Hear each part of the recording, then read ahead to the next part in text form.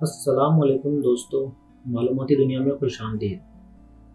حضرت علی رضی اللہ تعالیٰ عنہ سے مروی ہے کہ جب آپ صلی اللہ علیہ وآلہ وسلم نے بدر کی طرف کوچ فرمایا تو وہاں ہم نے دو آدمیوں کو پایا، ایک تو قریشی تھا، دوسرا عقبہ بن ابی معیط کا غلام تھا۔ قریشی تو بھاگ گیا اور عقبہ کے غلام کو ہم نے پکڑ لیا۔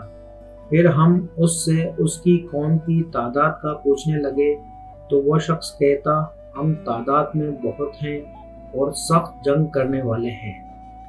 تو مسلمان اس کو مارنا شروع ہو گئے۔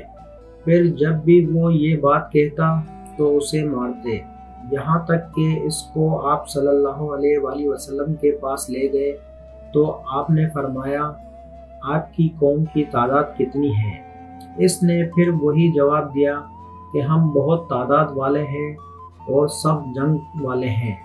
آپ صلی اللہ علیہ وآلہ وسلم نے بہت کوشش فرمائی کہ وہ خبر دے دے کہ کتنے ہیں تعداد میں۔ اس غلام نے انکار کر دیا۔ پھر آپ نے فرمایا، وہ لوگ کتنے اونٹ ذبح کرتے ہیں؟ تو اس غلام نے کہا، ہر روز 10 اونٹ ذبح کرتے ہیں۔ تو آپ صلی اللہ علیہ وآلہ وسلم نے فرمایا، اس کی قوم تعداد میں 1000 ہے، کیونکہ ہر اونٹ کم سے کم 100 بندوں کے لیے ہوتا ہے۔